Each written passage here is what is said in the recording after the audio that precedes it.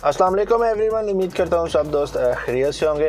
अच्छा, आज के वीडियोस में 4 बातें की जाएंगी जी। पहला टॉपिक जो है वो मलेशिया में जो पुलिस रिपोर्ट है वो है जी। दूसरा टॉपिक हमारा जो इमरान खान का जलसा है। थर्ड जो है जी वो मतलब जो मलेशिया ने वीज़ाज़ ओपन कर दिए हैं। और फोर्थ जो है वो जो अभी आउट पास के हवाले से है। तो स्टार्ट करते हैं मेरे ख्याल से आउट पास से ही। सबसे पहले तो बताता चलूँ सर, आउट पास के तकरीबन 2 से ढाई हफ्ते पीछे रह गए हैं। सब दोस्तों को ये इन्फॉर्म होना चाहिए, क्योंकि अक्सर हम लोग कैलकुलेट करते हैं कि जैसे आज फॉर एग्जांपल 5 तारीख है जी, 5 दिसंबर है, तो हम कैलकुलेट करते हैं जी 25-26 दिन अभी पड़े हुए हैं। तो ऐसा नहीं होता। इस 25-26 दिन में जो है वो सेलिब्रेट करते हैं 25 दिसंबर, उसकी भी छुट्टियां आएंगी और उसके अलावा पब्लिक हॉलीडेज़ भी होंगे इसमें। तो लिहाजा मेरे ख्याल से पीछे आपके पास 2.5 हफ्ते होते हैं, जो कि मैं 18-19 दिन है। तो 18-19 दिन में भी आप ये वो दिन है जो वर्किंग डेज है जिनमें इमिग्रेशन काम करती है। तो 18-19 दिनों में भी आपको ऐसा नहीं है कि 18-19 दिन ही आप यूज़ कर सकते हैं। आपको मेरे ख्याल से 31 से पहले मलेशिया से फ़्लाई करना है। तो ऐसा मुमकिन नहीं है कि आप 31 को जाएंगे और उसी दिन आपको आउट पास मिल जाएगा और उसी दिन आप फ्लाई कर जाएंगे। मुमकिन है मिल भी जाए, मुमकिन है ना मिले। तो इसलिए मेरा नहीं ख्याल कि जिन लोगों ने जाना है वो रिस्क ना लें, बाइज़्ज़त तरीके से चले जाएँ और लोगों की बातों में ना आए। दूसरा, जिन्होंने रहना है भाई वो इधर रहें, दिल गुर्दा बड़ा होना चाहिए, कोई मसला नहीं, कोई इशू नहीं है। वो उनकी अपनी चॉइस है कि वो कैसे रहते हैं। हम मतलब उनको कुछ नहीं कह सकते, क्योंकि अक्सर जब हम भी कहते हैं कि यार लीगल रहो, लीगल काम करो, तो लोग आगे से तनकीद करते हैं जी हम ऐसे ही रह रहे हैं, हमें क्या मसला है। तो भाई आपकी चॉइस है, आप जैसे चाहो रहो, हमें कोई मसला नहीं है, आपसे कोई एतराज़ नहीं, आपसे कोई गिला है। ठीक है, गिले तब बनते हैं जब आप लोग खुदा न खास्ता कोई ना कोई प्रॉब्लम में फंसते हैं, तो पीछे फैमिली परेशान होती है। तो खैर वो फिर भी आपकी फैमिली का मैटर है। तो दूसरा मसला था जी जो अभी पुलिस रिपोर्ट का। तो अक्सर हम लोग गलती कर देते हैं कि पुलिस रिपोर्ट बनवाने के लिए भी हम लोग एजेंट को हायर करते हैं, जो कि हमारी गलती है। मतलब एजेंट की गलती नहीं है। और एजेंट हजरात क्या करते हैं, उनको पता होता है कि इन लोगों के पास तो कुछ है नहीं, और अगर है भी तो इनके पास दिलगुर्दा नहीं है, तो इसलिए ये पुलिस में नहीं जाते।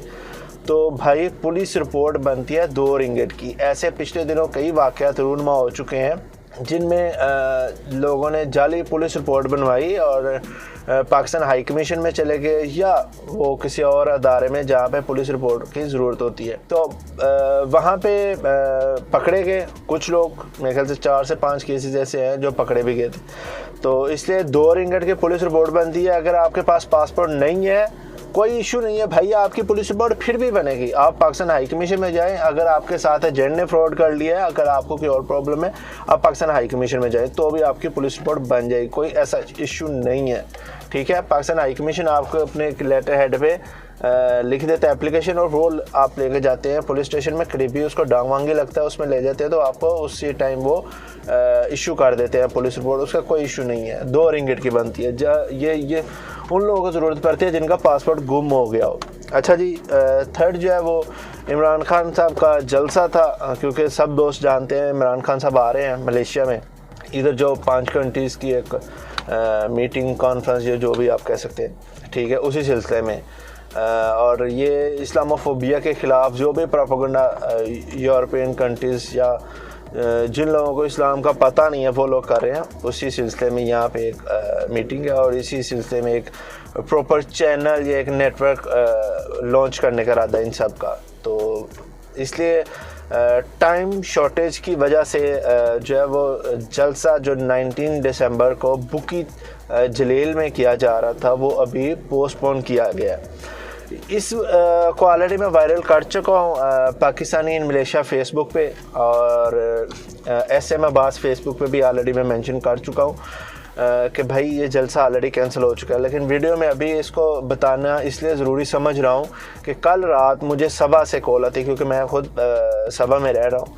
तो मुझे सबा से दोस्त की कॉल आती है जी भाई कि वो हमने तो टिकट ख़रीद दी हुई है, तो हम तो 5, 10, 20, 50 लोग हैं, तो हम क्या करें।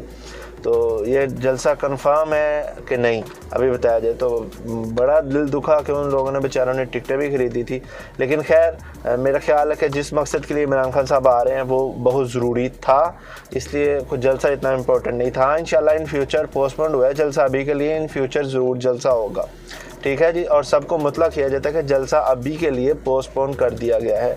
19 दिसंबर को बुकी जलील में कोई जलसा अभी मुनक्कद नहीं हो रहा। उसके बाद है जी वीज़ा। मलेशिया ने जो एक नया वीज़ा सिस्टम लॉन्च किया है उसको लेके काफ़ी ज़्यादा लोग परेशान हैं और काफ़ी ज़्यादा लोग मतलब राब्ता भी कर रहे हैं पाकिस्तानी मलेशिया फेसबुक पे और यूट्यूब पे, SM अब्बास यूट्यूब पे, SM अब्बास फेसबुक पे भी। तो सब दोस्तों का यही कहना है जी मलेशिया ने जो नया वीज़ा ओपन किया है इसका क्या प्रोसेस है और क्या ये री-हायरिंग सिस्टम है या फिंगर टाइप है या जैसे इन्होंने एक पहले एक प्रोग्राम लॉन्च किया था माईजी वैसा है। तो प्यारे भाई ये जो आप अक्सर सोशल मीडिया पर आजकल मैं देख रहा हूँ हर बंदा यही कह रहा है जी मलेशिया ने वीज़ा ओपन कर दिया, मलेशिया ने वीज़ा ओपन कर दिया। काइंडली पहले आप ये सुन लें कि जो एक प्रेस कॉन्फ्रेंस की थी उन्होंने वो क्या थी। PLKS JIM ni adalah satu inisiatif baru Jabatan Imigresen Malaysia untuk memudahkan orang awam utamanya para majikan untuk membuat pelanjutan pas lawatan kerja sementara PLKS pekerja asing mereka secara atas talian tanpa perlu berurusan di kaunter imigresen. Ini mulai pada 1 Januari tahun depan. Dan melalui PLKS ini majikan akan berurusan terus dengan pihak JIM dan mempercepatkan urusan pelanjutan PLKS tanpa perlu melalui perantara atau vendor yang memberikan perkhidmatan sedia ada. Jadi itu yang tujuan sebenarnya. अच्छा जी, तो ये सुन लिया आपने press conference में उन्होंने क्या कहा। Press conference में ऐसा उन्होंने कुछ भी नहीं कहा कि जो मलेशिया में इलीगल लोग हैं उनके लिए कोई ऐसी एक्टिविटीज़ वो कर रहे हैं, ऐसा कुछ भी नहीं कहा। हाँ इन फ्यूचर शायद वो कर दें तो कुछ कहा नहीं जा सकता, ठीक है, क्योंकि ये गवर्नमेंट टू गवर्नमेंट मामलात होते हैं और मेरा नहीं ख्याल कि इसको कोई भी ऐसे इशू कर सकता है कि ये है जी वो है बड़ी बड़ी छोड़ने का फ़ायदा कोई नहीं। मैं भी आयद आपके साथ अभी आपके जज्बातों के साथ खेल जाऊँ कि नहीं जी इंशाल्लाह 2020 में ये ओपन हो रही है री-हायरिंग, फिंगर ओपन हो रहे हैं, तो आप एक होप लगा के बैठ जाओगे यार नहीं अभी मैं वापस नहीं जाता तो मैं जो है वीज़ा लगवा लूँगा तो फिर चला जाऊँगा, तो ऐसा नहीं है। अभी किसी की बातों में ना, ये अगर आपने प्लान किया हुआ वापस जाना है तो ये आपकी चॉइस है भाई। अभी मलेशिया ने ऐसा कोई प्रोग्राम ओपन नहीं किया। जो प्रेस कॉन्फ्रेंस की गई है उसमें इन्होंने सिर्फ़ और सिर्फ एजेंट माफिया के ख़िलाफ़ एक जो आवाज़ बुलंद की है, क्योंकि अक्सर जो भी पाकिस्तानी कम्युनिटी है उनकी यही डिमांड होती है कि यार एजेंट सिस्टम जो है ना वो ख़त्म होना चाहिए, या तो ये पाकिस्तान हाई कमीशन इशू करे या ये कोई ऐसा सिस्टम होना चाहिए कि डायरेक्ट हो जाए।